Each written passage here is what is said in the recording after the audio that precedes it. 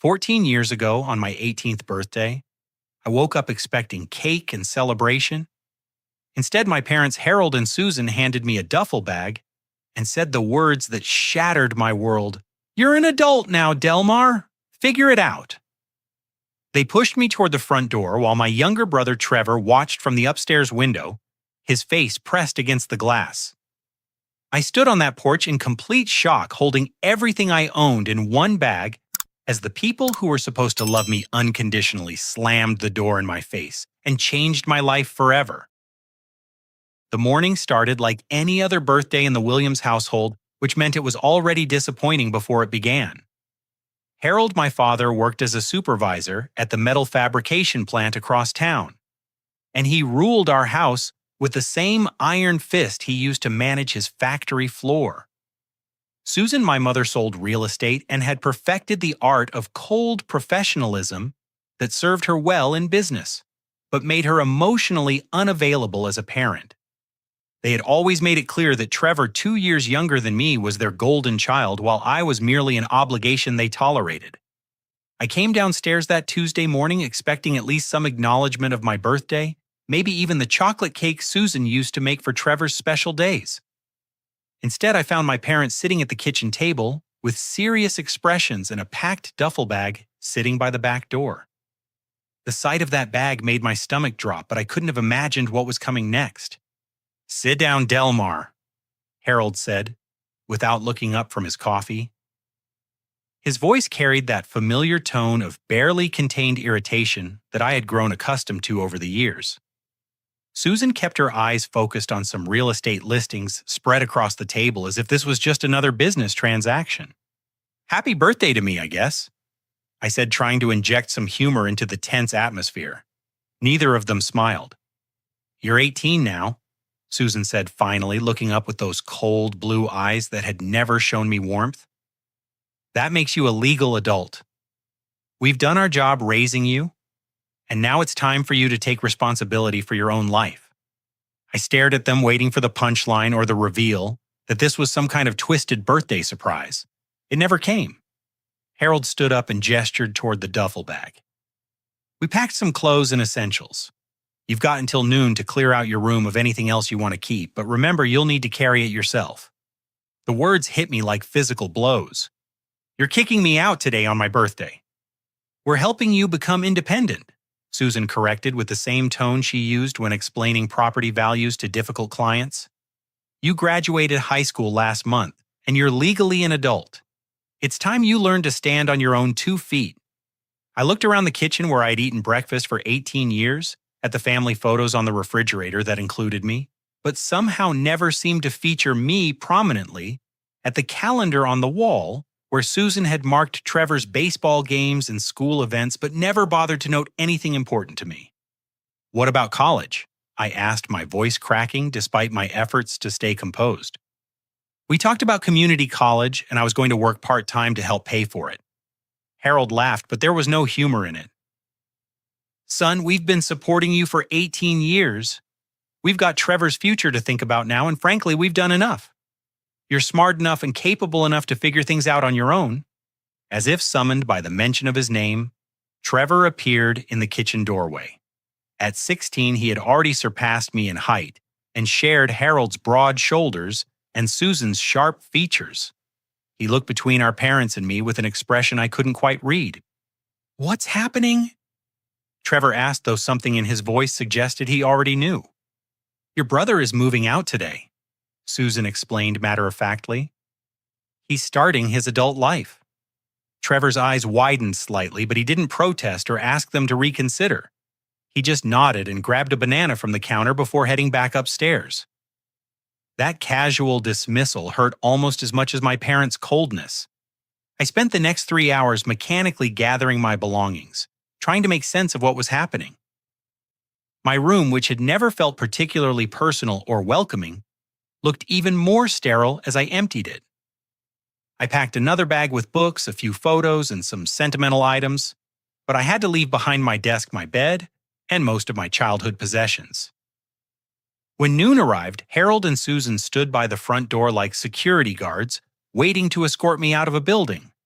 I slung both bags over my shoulders and walked toward them, still hoping they would change their minds or reveal that this was all some elaborate test of my character. "Where am I supposed to go?" I asked one final time. "That's for you to figure out," Harold replied.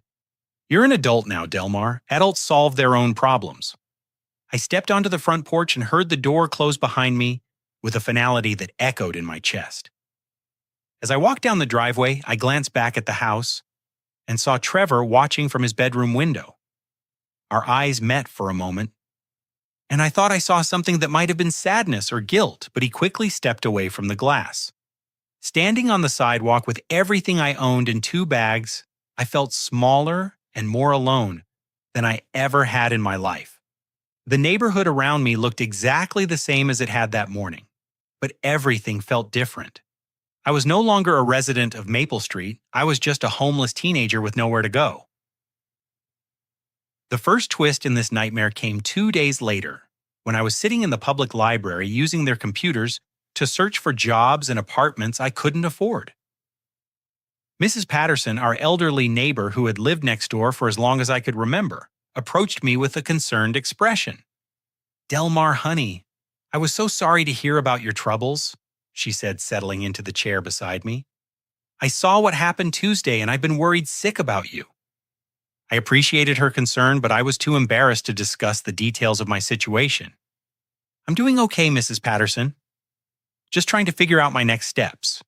She studied my face with the shrewd eyes of someone who had lived through 8 decades of human behavior. "Honey, I need to tell you something that might be hard to hear. I saw your parents loading up donation trucks 3 weeks ago. Big trucks from Goodwill and the Salvation Army.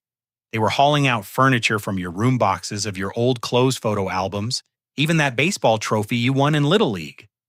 The words hit me like ice water. 3 weeks ago. Maybe longer. I saw them doing it on multiple days always when you were at school or work. They had this whole operation planned out, sweetheart. This wasn't some spur-of-the-moment decision they made on your birthday.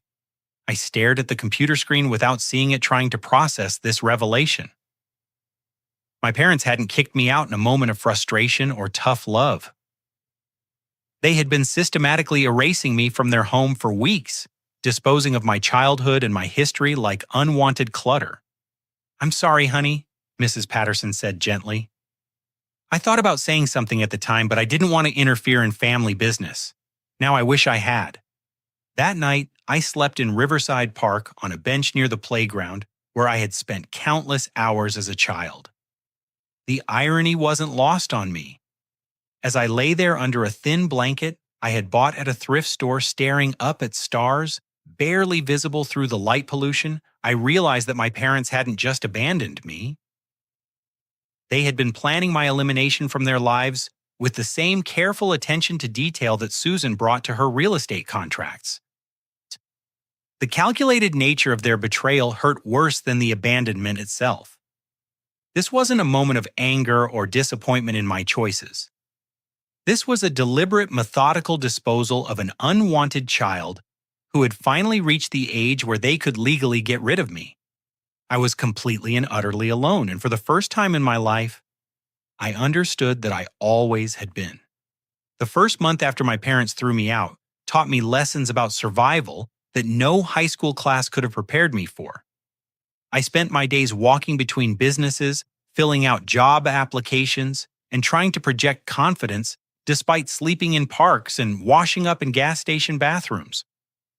My savings from my part-time job at the grocery store amounted to $347, which seemed like a fortune until I started pricing apartments and realized it wouldn't even cover a security deposit anywhere. I eventually found work at Bradley's Warehouse, a massive distribution center on the outskirts of town that hired anyone willing to do manual labor for minimum wage. The job involved loading and unloading delivery trucks, organizing inventory, and doing whatever tasks the supervisors assigned throughout 10-hour shifts. My body ached constantly during those first weeks as I adjusted to the physical demands, but I was grateful to have steady income and a place to go each day. With my first paycheck, I managed to rent a room at the Crossroads Extended Stay, a rundown motel that charged by the week and didn't ask too many questions about employment history or references. The room smelled like stale cigarettes and cleaning chemicals, and the thin walls meant I could hear every conversation, argument, and television program from the neighboring units. But it had a bed, a small refrigerator, and a bathroom that was mine alone, which felt like luxury after sleeping outdoors. I was starting to find my rhythm and even saving a small amount each week when the real cruelty of my situation revealed itself. After 6 weeks of steady work, I decided to apply for a better position at Henderson's Auto Parts, a family-owned business that paid $2 more per hour and offered the possibility of learning a skilled trade. The interview went well, and the owner, Frank Morrison, seemed impressed with my work ethic and willingness to learn. 3 days later, Frank called me at the warehouse during my lunch break. His tone was apologetic but firm. "Delmar, I'm sorry, but I can't offer you the position we discussed," he said. "I did some checking around town as I do with all potential hires, and I heard some concerning things about your background." My heart sank. "What kind of things, Mr. Morrison?" "Well, your father Harold mentioned that you've had some problems with drugs and that there were some incidents of theft from your family. He seemed genuinely concerned about your well-being, but felt it was his responsibility to warn employers about potential issues." The phone felt heavy in my hand. "Mr. Morrison, I've never used drugs in my life, and I've never stolen anything from anyone. Whatever my father told you, it's not true." "Look, son, I'm sure you're trying to turn your life around, and I respect that. But I can't take the risk of hiring someone with that kind of history. I hope you understand." I understood perfectly. Harold and Susan weren't content with just throwing me out of their home. They were systematically destroying any chance I had of building a life in our town. The revelation that they were actively sabotaging my employment opportunities felt like being betrayed all over again. Over the following weeks, I discovered the full extent of their character assassination campaign. Harold had apparently spoken to several business owners, painting me as a troubled young man who had stolen money from his parents to buy drugs and had become violent when confronted about his behavior.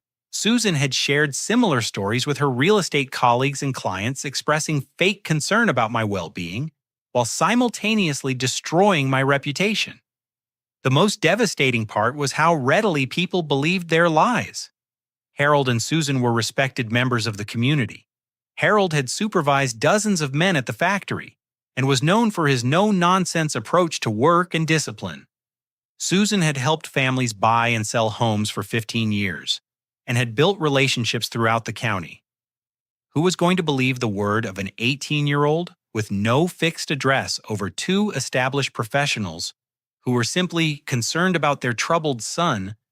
I tried confronting them directly, driving my beat-up Honda Civic to the house on Maple Street and ringing the doorbell like a stranger. Susan answered with the same cold expression she had worn on my birthday, as if she had been expecting this visit. "What do you want, Delmar?" she asked, without inviting me inside. "I want you to stop telling people I'm a drug addict and a thief," I said, trying to keep my voice steady. "I want you to call Frank Morrison and anyone else you've spoken to and tell them the truth." "I don't know what you're talking about," she replied, with convincing innocence. "I've never said anything untrue about you to anyone." People are telling me that Dad has been warning employers about my supposed drug problems and theft. You know that's not true, Mom. You know I've never done any of those things. Susan's expression didn't change. Your father and I have occasionally expressed concern about your choices and behavior to people who asked about you. If potential employers are interpreting our honest concerns as warnings, that's not our responsibility. The casual cruelty of her response left me speechless. She was admitting to spreading lies about me while simultaneously denying any wrongdoing. Harold appeared behind her in the doorway, his arms crossed and his face set in the stern expression that had intimidated me throughout my childhood. "You need to leave now, Delmar," he said. "This is our property and you're not welcome here." "I just want you to stop lying about me," I pleaded. "I'm trying to build a life and you're making it impossible." "We've told people the truth about your behavior," Harold replied. If that's causing you problems, maybe you should examine your choices instead of blaming others. They closed the door without another word, leaving me standing on the porch where my journey into homelessness had begun. As I walked back to my car, I saw Trevor watching from the same upstairs window.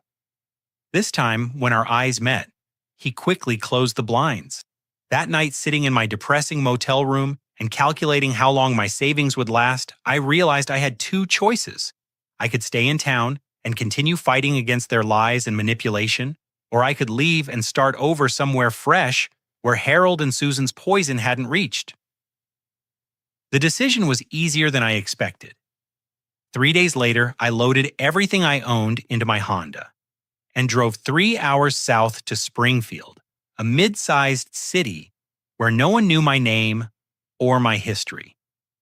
I used the last of my savings to rent a tiny studio apartment above Murphy's laundromat, a cramped space that reeked of fabric softener and detergent, but offered privacy and independence. Finding work in Springfield proved easier than I had expected. Without Harold and Susan undermining my efforts, I was hired within a week at Riverside Construction, a mid-sized company that specialized in commercial and residential projects. The job paid better than the warehouse work and offered opportunities to learn useful skills like carpentry, electrical work, and plumbing. My supervisor was a weathered man named Ray Hendricks, who owned the company and had been building things for 30 years. Ray had the kind of practical intelligence that comes from decades of solving problems with his hands, and he seemed to recognize something in me that others had missed. He was patient with my inexperience, but demanding when it came to quality and safety. Construction work will teach you everything you need to know about life, Ray told me during my first week. You learn to plan ahead, work hard, solve problems, and take pride in what you build. But most importantly, you learn that you can create something good and solid from nothing but raw materials and determination. I worked double shifts whenever Ray would let me, partly because I needed the money and partly because I craved the satisfaction of building something tangible and useful. Each day, I could see the progress we were making on whatever project we were completing, whether it was framing a new house or renovating an old office building. After months of feeling like my life was falling apart, it was therapeutic to spend my days putting things together. My studio apartment was barely large enough for a bed, a small table, and a dresser, but I kept it clean and organized. I cooked simple meals on a hot plate and studied construction manuals and business books from the library during my evenings. Slowly, very slowly, I was building something that resembled a normal life. The damage my parents had done to my credit by taking out loans in my name without my knowledge became apparent when I tried to get a better apartment or a car loan.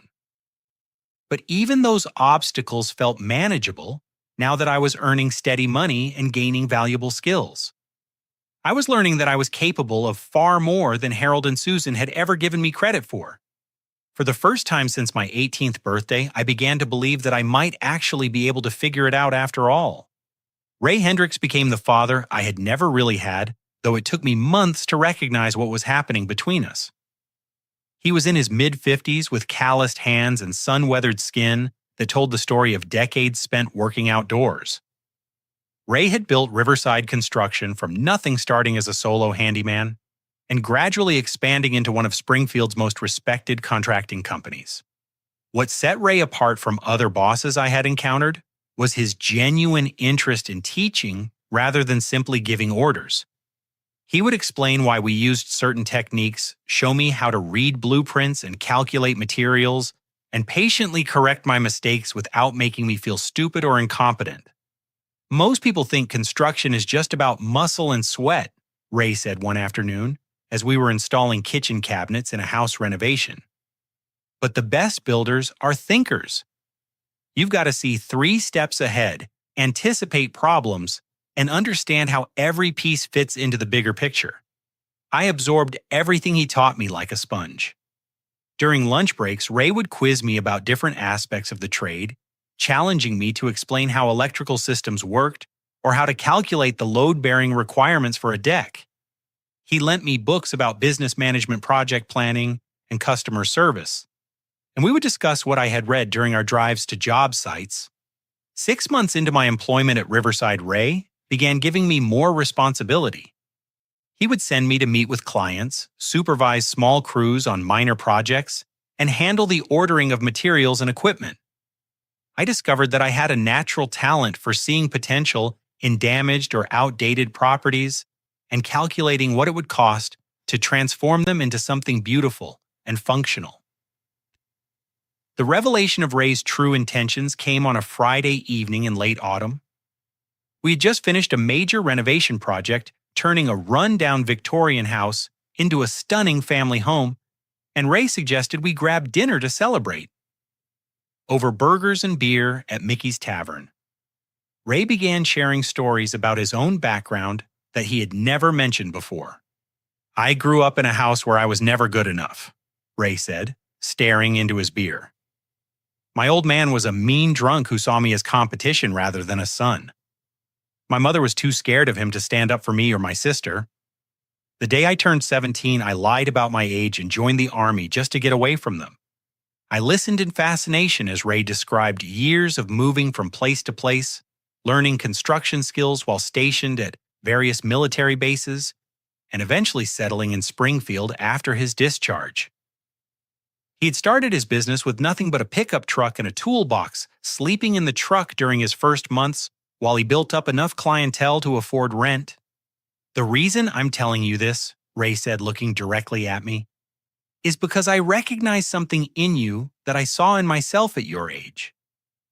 You've got intelligence, work ethic, and integrity, but you also carry yourself like someone who's been told he doesn't matter. I've been watching you for months, Delmar, and I know you're capable of far more than you realize." The conversation took an unexpected turn when Ray revealed that he had been deliberately testing me throughout my employment. He had given me increasingly complex projects and responsibilities to see how I would handle pressure, authority, and independence. He had sent me to deal with difficult customers, to assess my communication skills and professionalism. He had even asked other contractors and suppliers about their interactions with me to gauge my reputation in the industry. "Every test you've passed with flying colors," Ray continued. "You show up early, work hard, treat people with respect, and you're constantly trying to learn and improve. More importantly, you've got the kind of character that can't be taught. You're honest, reliable, and you care about doing quality work." What came next changed the trajectory of my life completely. Ray explained that he was considering expanding Riverside construction into residential renovation and property flipping, but he needed a partner who could handle the business side while he focused on the construction aspects. He offered me a partnership deal that included covering my tuition for night classes in business management and real estate, along with a substantial increase in salary and a percentage of profits from future projects. "I need someone I can trust completely," Ray said. "Someone who understands that our reputation is built on every job we complete and every customer we serve. I think you could be that person, but I want you to think about it carefully before you give me an answer." I was so overwhelmed by his offer that I could barely speak. No one had ever expressed that level of confidence in my abilities or offered me such an incredible opportunity. After months of being told by my parents that I was worthless and would never amount to anything, Ray's belief in my potential felt almost impossible to accept. Over the following weeks, I threw myself into learning everything I could about business operations, real estate markets, and project management. Ray enrolled me in night classes at Springfield Community College, where I studied accounting, marketing, and business law. During the day, he continued teaching me advanced construction techniques and involving me in the planning and budgeting for major projects. I discovered that I had a natural aptitude for identifying undervalued properties and visualizing how they could be transformed. Ray would drive me through different neighborhoods, and I would point out houses that were being neglected or sold below market value due to cosmetic problems that could be easily fixed. We would research the properties, calculate renovation costs, and project potential profits from either flipping or renting them. My living situation improved dramatically, as my income increased.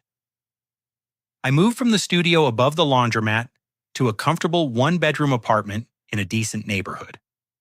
I bought a reliable used truck that I needed for work and started building a savings account for the first time in my life. Most importantly, I began developing the kind of confidence that comes from being valued and respected by someone whose opinion matters. Ray's mentorship extended beyond professional development. He included me in family dinners with his wife, Carol, and their adult children, giving me a glimpse of what a healthy family relationship looked like. He remembered my birthday and celebrated my achievements in college courses. He offered advice about personal finances, relationships, and life decisions without being preachy or condescending. For the first time since my 18th birthday, I began to understand that my parents' rejection of me said nothing about my worth as a person and everything about their character. Ray saw qualities in me that Harold and Susan had either missed or chosen to ignore. Under his guidance and encouragement, I started to believe that I might actually be capable of building something meaningful with my life. The partnership with Ray became official 6 months later when we completed our first property flip together. We had bought a foreclosed house for $38,000, invested another $22,000 in renovations, and sold it for $79,000. Our profit of $19,000 was more money than I had ever seen at one time, and Ray insisted on splitting it equally despite my minimal financial contribution to the initial purchase. "This is just the beginning," Ray said as we celebrated our success.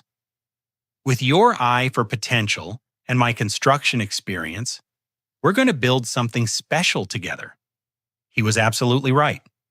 5 years after Ray offered me that life-changing partnership, Riverside Construction had become one of the most successful renovation and investment companies in central Missouri. We had completed over 60 property flips, accumulated a portfolio of rental properties that generated steady monthly income, and built a reputation for quality work that kept us booked months in advance. My transformation during those years was remarkable even to me. I had earned my associate degree in business management, while working full-time developed expertise in construction techniques and project management, and learned to navigate the complexities of real estate investment. More importantly, I had gained the confidence that comes from proving to yourself that you can overcome devastating setbacks and build something meaningful from nothing. Ray and I had developed a system that maximized our respective strengths.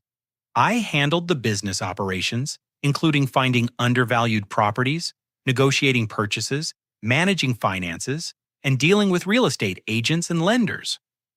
Ray supervised the construction crews, ensured quality control, and managed the technical aspects of our renovation projects. Together, we could take a rundown house and transform it into a beautiful, functional home that families would love while generating substantial profits for our business. My personal life had also stabilized in ways I never could have imagined during those dark early months in Springfield. I lived in a beautifully renovated craftsman-style house that Ray and I had purchased as an investment property, but which I had fallen in love with and bought from the company at market value. The house featured original hardwood floors, restored crown molding, and a kitchen that I had designed and installed myself. It was the first place that had ever truly felt like home to me. I had been dating Ashley Martinez for 8 months, a relationship that had developed slowly from friendship into something deeper and more meaningful than I had experienced before. Ashley worked as a nurse at Springfield General Hospital and brought a stability and warmth to my life that I cherished. She appreciated my work ethic and ambition, but also helped me remember to enjoy the success I was building, rather than constantly focusing on the next project or goal. "You work like you're still that scared 18-year-old living in a motel room," Ashley had said to me recently. "But you're not that person anymore, Delmar. You've built something amazing, and you deserve to enjoy it." She was right, but old habits and insecurities die hard. I still saved aggressively and lived below my means, partly from practical financial planning, but partly from the fear that everything I had built could disappear as suddenly as my family had abandoned me. Ray often teased me about my reluctance to spend money on myself, but he understood the psychology behind it better than anyone. The success of our business had attracted attention throughout the region. We were featured in local newspapers and business magazines, highlighting our innovative approach to property renovation and our contributions to neighborhood revitalization. I had been invited to speak at real estate investment seminars and had developed a network of contacts that included other contractors, real estate agents, lenders, and city officials. Our latest project was our most ambitious, yet the renovation of an entire city block of Victorian houses that had been abandoned for years. The city had offered us an incentive package to tackle the project, recognizing that our work would revitalize the neighborhood and attract other investment. The scale of the undertaking required us to hire additional crews and coordinate with multiple subcontractors, but the potential profits were substantial. It was during this period of professional success and personal happiness that the first signs of trouble from my past began to emerge. The revelation came through an unexpected source. Ashley's cousin, Maria, who had moved to Springfield from my hometown of Cedar Falls for a teaching job. I had the strangest encounter last weekend. Ashley told me over dinner at our favorite restaurant. Maria went to visit some friends back in Cedar Falls, and she ran into your brother at a sports bar. She mentioned that she knew you, and he started asking all these detailed questions about your business and how well you were doing.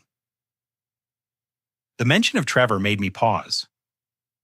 I hadn't spoken to anyone from my family since that horrible confrontation on their front porch 7 years earlier. As far as I was concerned, Harold, Susan, and Trevor were strangers who happened to share my last name. What kind of questions? I asked, though something in my gut already suspected the answer would be troubling. Specific questions about your house, your business, how much money you were making. Maria said it felt weird, like he was gathering intelligence rather than just making conversation. She got the impression he already knew quite a bit about your success. A chill ran down my spine as I processed this information. Trevor had never shown any interest in maintaining a relationship with me after my parents threw me out. His sudden curiosity about my financial situation and business success suggested something more calculated than casual brotherly interest. Over the following weeks, I began paying attention to my social media presence and online footprint in ways I never had before. I discovered that our company website included detailed information about our projects, including before and after photos of properties we had renovated. Local newspaper articles about our business included quotes from me and information about our expansion plans. My LinkedIn profile, which I had created for professional networking, contained information about my education, work history, and business accomplishments. The disturbing realization hit me that anyone who wanted to research my success could find substantial information about my financial situation and business operations with minimal effort. If Trevor was indeed gathering information about me, he would have found plenty of material to work with. I decided to test my suspicions by asking Ray to make some discreet inquiries with contractors and suppliers who worked throughout the region. What he discovered confirmed my worst fears. Multiple people reported being approached by someone claiming to be my brother, who asked detailed questions about Riverside Construction's projects, profits, and future plans. The person had presented himself as someone who was proud of my success and was considering investing in our business. "It's definitely reconnaissance," Ray said after compiling the reports. "Someone is conducting a systematic investigation into your business and personal finances. The question is why?" I knew why, even though I didn't want to admit it to myself. Harold and Susan had spent 7 years ignoring my existence. But now that I had achieved measurable success, they were suddenly interested in my life again. Their interest wasn't motivated by pride or affection. It was motivated by greed and entitlement. The thought that my parents might be planning to re-enter my life after years of abandonment and character assassination made me physically sick. I had worked incredibly hard to build something meaningful from the wreckage they had left behind, and the idea that they might try to claim some portion of my success was both infuriating and terrifying. "What are you going to do if they show up?" Ashley asked when I shared my suspicions with her. "I don't know," I admitted. Part of me hopes they'll stay away, but another part of me wants the chance to tell them exactly what I think of them and everything they put me through. What I couldn't have anticipated was how much worse their eventual return would be than anything I had imagined during those sleepless nights when I worried about their motives. The reconnaissance mission Trevor had been conducting was just the beginning of a plan that would test every ounce of strength and resolve I had developed over the previous 7 years. But I was no longer the frightened teenager they had thrown out with nothing but a duffel bag. I had allies, now resources, and most importantly, the kind of confidence that comes from proving to yourself that you can overcome anything life throws at you. When Harold and Susan finally made their move, I would be ready for them. The confrontation I had been dreading arrived on a crisp Saturday morning in October. I was in my workshop behind the house restoring an antique oak table that Ashley and I had found at a flea market when I heard car doors slamming in my driveway. Through the workshop window, I saw Harold's silver Ford pickup truck and Susan's white BMW sedan vehicles I recognized despite the years that had passed. My hands trembled slightly as I set down my sandpaper and walked toward the front of the house. 7 years had passed since I had seen my parents, and I wasn't prepared for the emotional impact of their physical presence in my space. They looked older, of course, but they carried themselves with the same arrogance and self-righteousness that had characterized their treatment of me throughout my childhood. Trevor emerged from the passenger seat of Harold's truck, and I was struck by how much he had changed. At 23, he was taller and broader than I remembered, but he moved with an entitled swagger that reminded me uncomfortably of Harold in his younger days. He surveyed my property with obvious assessment, taking in the restored Victorian house, the landscaped yard, and the quality vehicles parked in the driveway. I met them on my front porch, deliberately positioning myself to block their access to my front door. The symbolism wasn't lost on me. They had once stood in their doorway to keep me out, and now I was standing in mine to keep them out. "Well, look at this," Harold said, gesturing broadly at my house and yard. "Our boy Delmar has done quite well for himself." The casual possessiveness in his voice made my jaw clench. "What do you want?" Susan stepped forward with a smile that didn't reach her eyes. "Is that any way to greet your family?" "We're proud of what you've accomplished, honey. You've built something really impressive here. We heard about your business success." Trevor added, his voice carrying a tone I couldn't quite identify. "The whole town's talking about how well you're doing down here in Springfield." I studied their faces, searching for any sign of genuine emotion or remorse for the way they had treated me. What I saw instead was calculation and determination, the expressions of people who had come here with a specific agenda. "You still haven't answered my question," I said. "What do you want?" Harold cleared his throat and assumed the authoritative tone he had used throughout my childhood when delivering pronouncements that weren't open to discussion. "We want to talk to you about family responsibilities and making sure everyone is taken care of properly." "Family responsibilities," I repeated slowly. That's interesting coming from people who threw me out with one bag and told the whole town I was a drug addict and a thief. "Now, Delmar," Susan said in her practiced real estate agent voice, "we know there were some misunderstandings in the past, but we're here to move forward as a family. We've always believed that family comes first, and we think it's time to make sure everyone benefits from the success that's been achieved." The euphemisms and careful language they were using told me everything I needed to know about their intentions. This wasn't about reconciliation or family bonding. This was about money and what they believed they were entitled to claim from the life I had built without them. "Let me be very clear," I said, my voice steady despite the anger building in my chest. "You are not my family. You stopped being my family the day you threw me out and tried to destroy my reputation. You have no claim to anything I've built, and you're not welcome on my property. Trevor stepped forward with a smirk that revealed his true character. Actually, big brother, we think we do have a claim. You see, Mom and Dad have been thinking about the future, and they believe this house would be perfect for me to start my own family.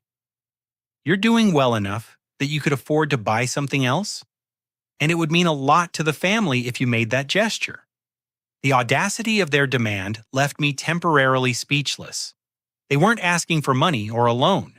They were demanding that I give Trevor my house, the home I had purchased and renovated with money I had earned through years of hard work. "You're out of your minds," I said when I found my voice. "This is my house, which I bought with my own money, and I'm not giving it to anyone." Harold's expression hardened into the intimidating scowl that had frightened me as a child, but now just looked pathetic and manipulative. "Son, you need to think carefully about what family means. Trevor stayed loyal to us while you ran off and abandoned your responsibilities. He deserves some security and stability, and you're in a position to provide that." "What responsibilities did I abandon?" I demanded. "You kicked me out. You told me I was on my own, and that I needed to figure out my own life. We helped you become independent and self-sufficient," Susan replied with breathtaking hypocrisy. "And now that you've achieved success, we think it's appropriate for you to help your brother achieve the same kind of stability." The conversation was becoming increasingly surreal. They were rewriting history in real time, transforming their abandonment and abuse into some kind of gift they had given me. Their entitlement was so complete and so shameless that I wondered if they actually believed their own lies. But Trevor's next words revealed the true scope of their planning and the depth of their entitlement. "The truth is, Delmar, Mom, and Dad already promised me this house months ago," Trevor said, with a satisfied smile. "We've been watching your success from a distance, and we decided that since I'm the son who stayed loyal and supportive, I should inherit the benefits of what the family has achieved." "What the family has achieved?" I repeated incredulously. "I built this life completely on my own, with no help from any of you." "Family is family," Harold said with finality, "and family takes care of family. You can afford to buy another house, but Trevor is just getting started in life and needs the security that this property would provide." The final piece of their plan became clear when Susan pulled out a folder of documents from her purse. "We've actually had our attorney draw up some paperwork that would make the transfer simple and tax efficient. All you need to do is sign these documents, and Trevor can take over the mortgage and ownership." I stared at the folder in disbelief. They hadn't just decided to demand my house on a whim. They had consulted lawyers, prepared legal documents, and planned this entire operation in advance. Their sense of entitlement to the fruits of my labor was so complete that they had actually expected me to cooperate with their demands. "Get off my property," I said quietly. "Delmar, be reasonable," Susan began, but I cut her off. "Get off my property right now or I'm calling the police." Harold stepped closer to me, using his size to try to intimidate me the way he had when I was a child. "You're making a big mistake, son. We're giving you the chance to do the right thing for your family, and you're being selfish and ungrateful." I said, "Get off my property." Trevor's smirk widened as he delivered what he clearly thought was his knockout punch. "You might want to reconsider, big brother. See, Mom and Dad are in some financial trouble right now, and they owe some people who aren't very patient about getting paid back. If you don't help out the family voluntarily, we might have to explore other options for getting what we need." The threat was clear, even though it was couched in vague language. They were in debt to dangerous people, and they viewed my success as their solution. If I didn't voluntarily give them what they wanted, they were prepared to use more aggressive methods to take it. As I watched them walk back to their vehicles, Trevor turned around one final time. "We'll be in touch, Delmar. Family has a way of working things out one way or another." After they drove away, I sat on my front porch for a long time trying to process what had just happened.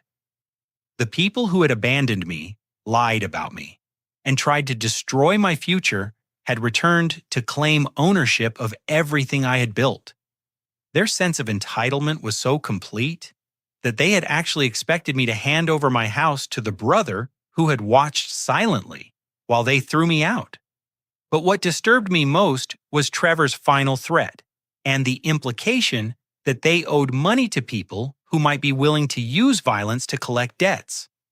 I realized that this confrontation was just the beginning, and that my parents' desperation might make them capable of actions I had never imagined. I had spent 7 years building a life based on hard work, integrity, and the support of people who actually cared about me. Now, I was going to have to fight to protect that life from the very people who should have been celebrating my success instead of trying to steal it. The war for my independence was about to begin. And this time, I wasn't going to be the helpless teenager they had discarded. I was going to fight back with everything I had learned and everyone who had supported me along the way.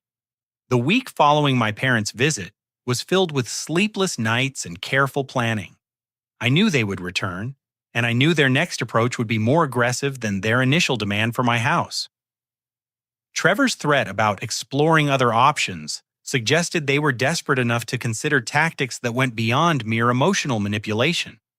I spent that week consulting with attorneys, reviewing my business records, and researching my parents' current situation.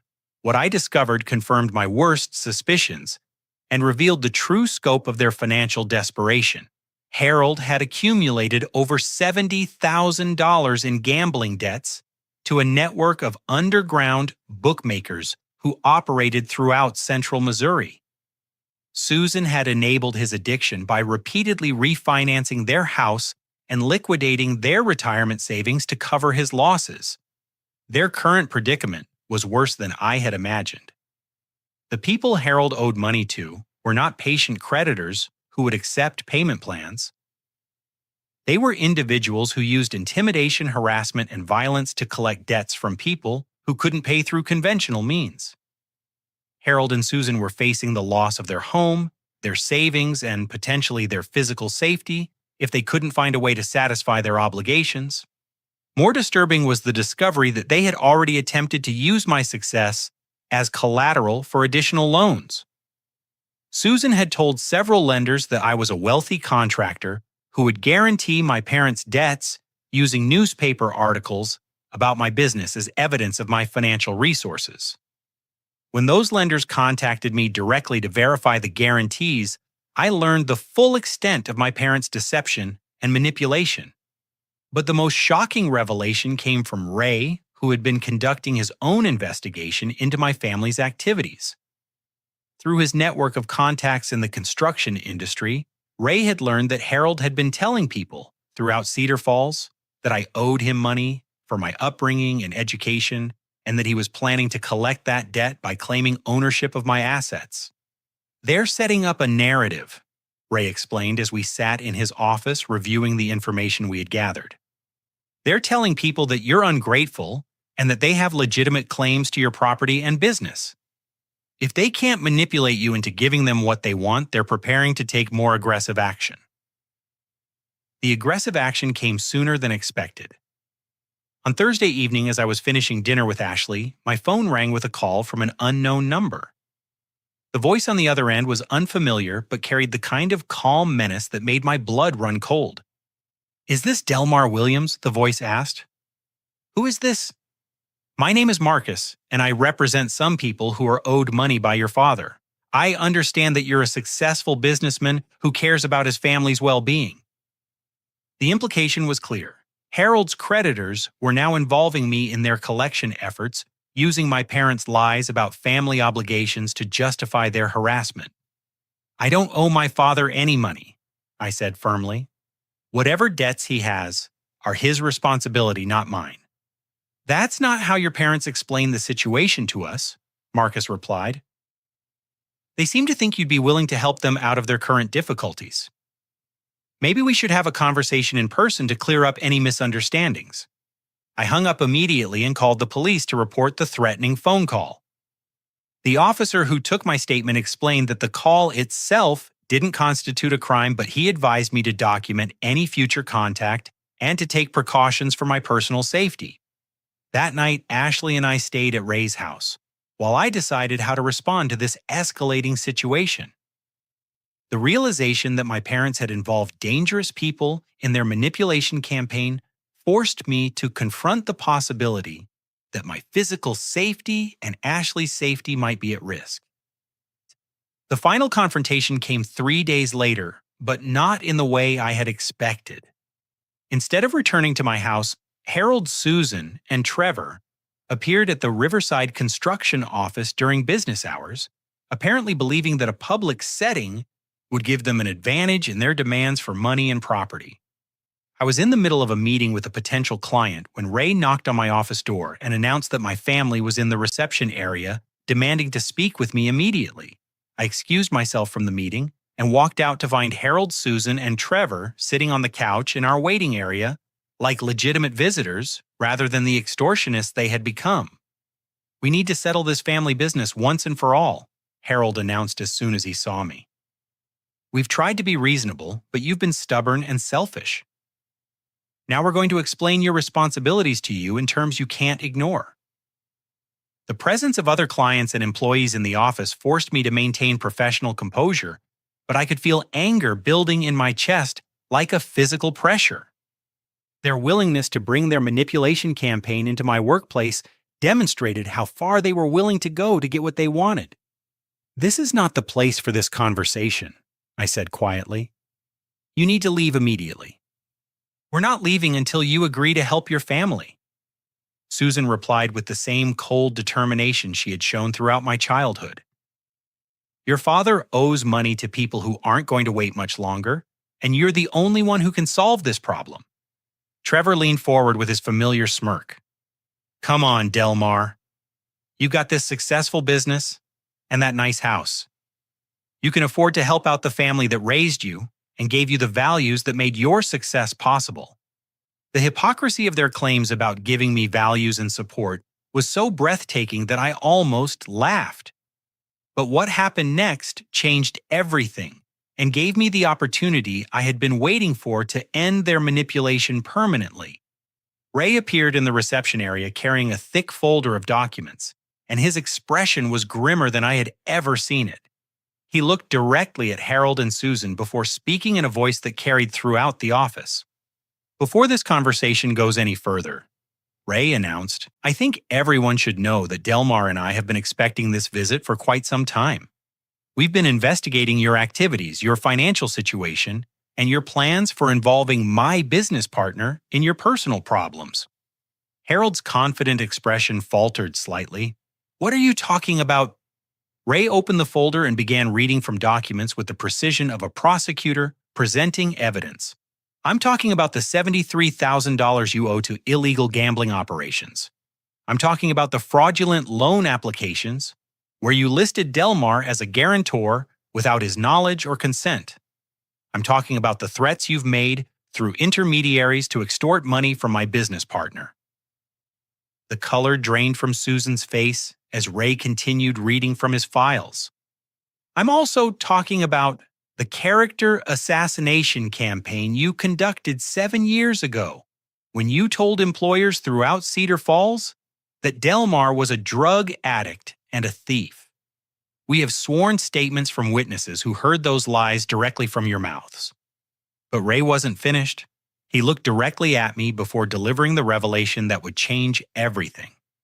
"Most importantly," Ray continued, "I want everyone to understand that Delmar Williams is no longer your son in any legal sense.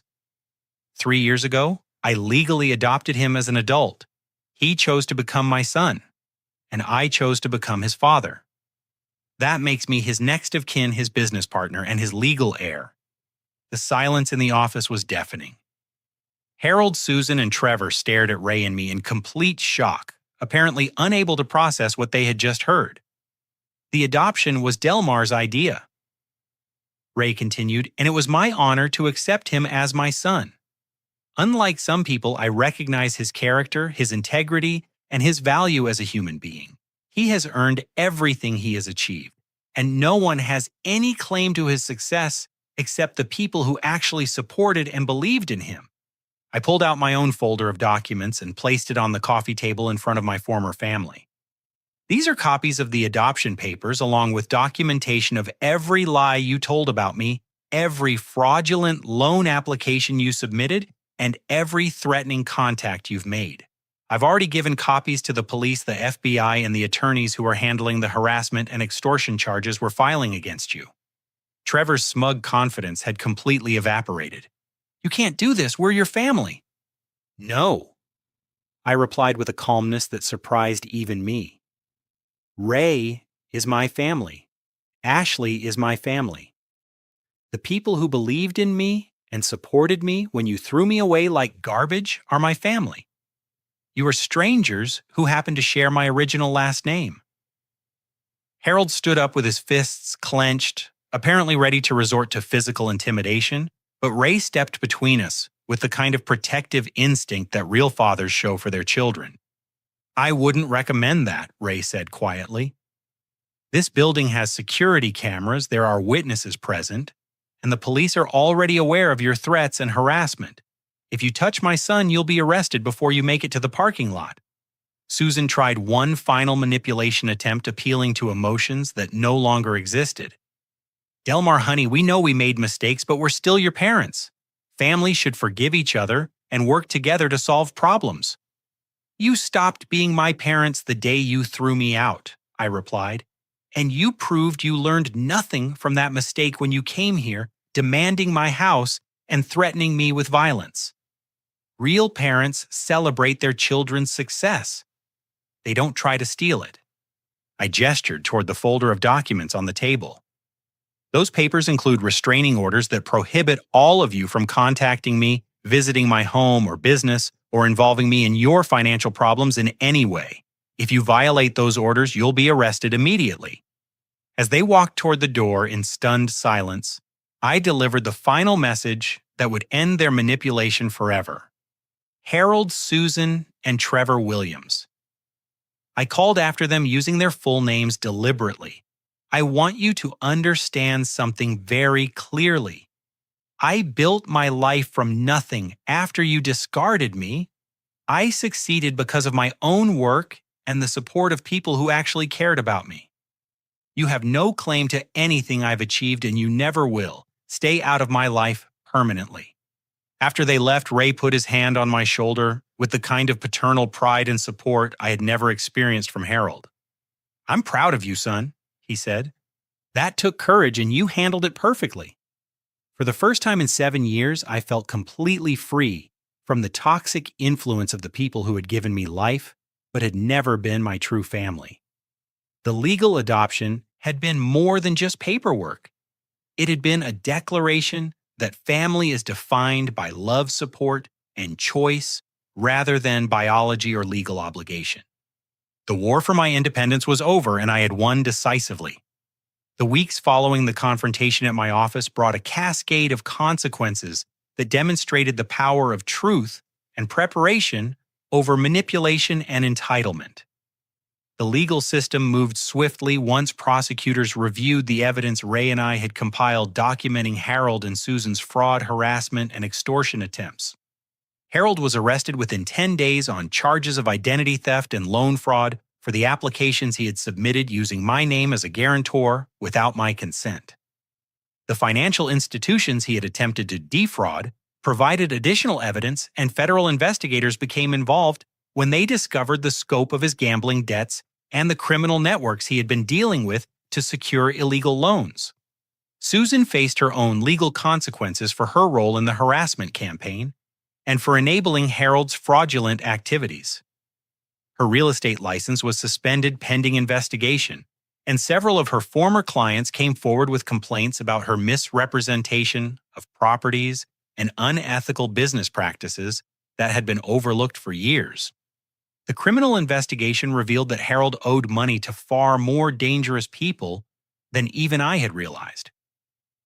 Federal agents arrested several members of the illegal gambling operation as part of a larger investigation into organized crime activities throughout the region.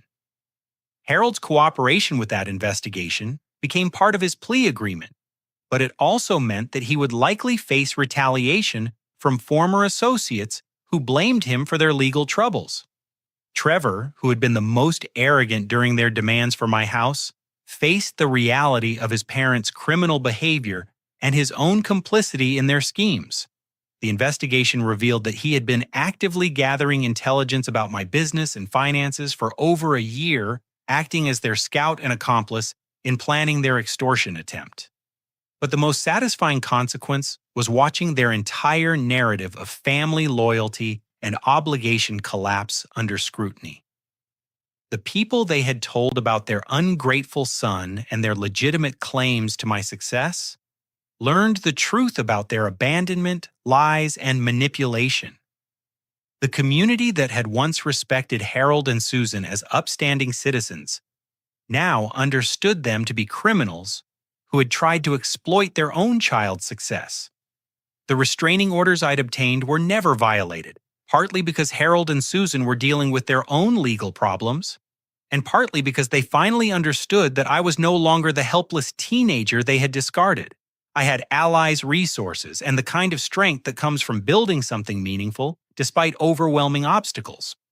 Ray's legal adoption of me became a source of strength and pride, rather than just a defensive legal maneuver. At age 32, I finally had the father I had always deserved, someone who believed in my potential, celebrated my achievements, and stood by me when facing difficult challenges. Carol Ray's wife embraced her role as my stepmother with the same warmth and support, and their adult children welcomed me as their brother, without reservation or jealousy. The adoption also clarified my inheritance and estate planning in ways that protected everything I had built. Ray and I restructured our business partnership to reflect our family relationship, and we began planning for the long-term growth of Riverside Construction as a family enterprise that could be passed down to future generations. My relationship with Ashley deepened as we navigated these challenges together. She had seen me at my most vulnerable and angry, and her unwavering support during the confrontation with my former family convinced me that she was someone I wanted to build a future with. 6 months after the legal battles ended, I proposed to her in the workshop behind our house, surrounded by the tools and projects that represented everything I had learned about creating something beautiful from raw materials and determination.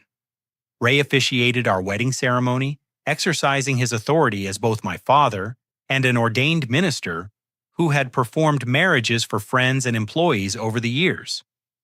The guest list included people who had supported and believed in me, colleagues from Riverside Construction, classmates from my business courses, neighbors who had watched me rebuild my life, and Ashley's family who had welcomed me with the kind of acceptance I had never experienced from biological relatives. The absence of Harold, Susan, and Trevor from my wedding was not a source of sadness, but rather a confirmation that I had successfully separated myself from toxic relationships that had never served my well-being.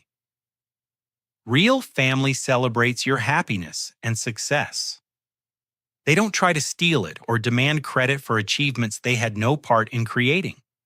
Our business continued to thrive as we expanded into affordable housing development for young adults aging out of foster care and other disadvantaged populations. The work was personally meaningful because I understood the challenges of starting adult life without family support or financial resources.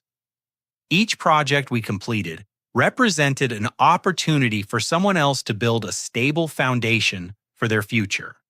I established a scholarship fund at Springfield Community College for students pursuing construction and business management degrees, particularly those who were supporting themselves without family assistance.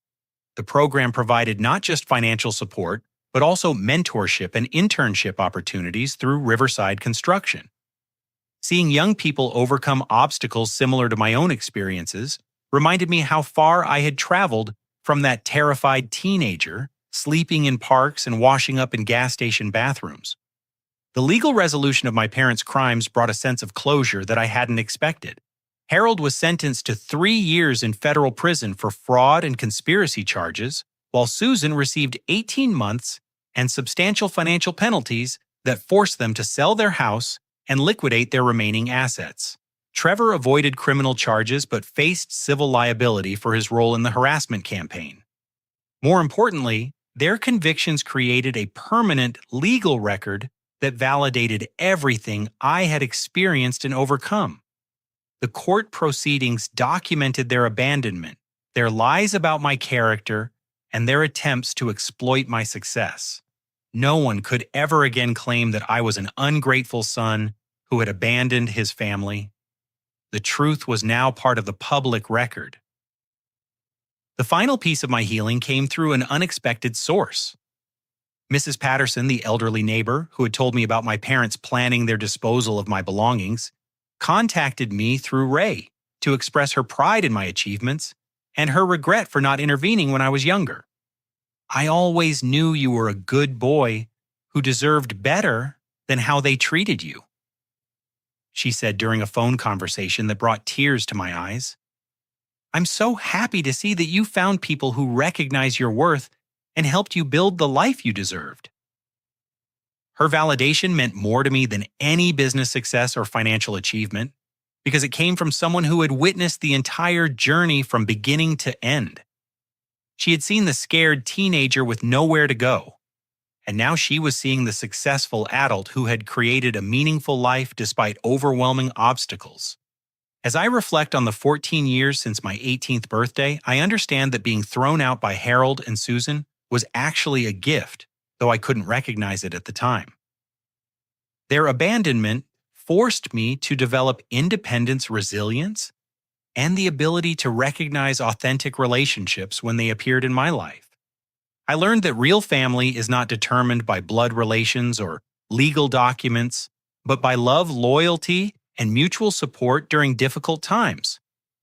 Ray became my father not because of adoption papers, but because he saw potential in me and invested his time, wisdom, and care in helping me develop that potential. Ashley became my life partner not because we shared a last name, but because she supported my dreams and stood by me when facing challenges. The most important lesson from my journey is that your past does not determine your future unless you allow it to.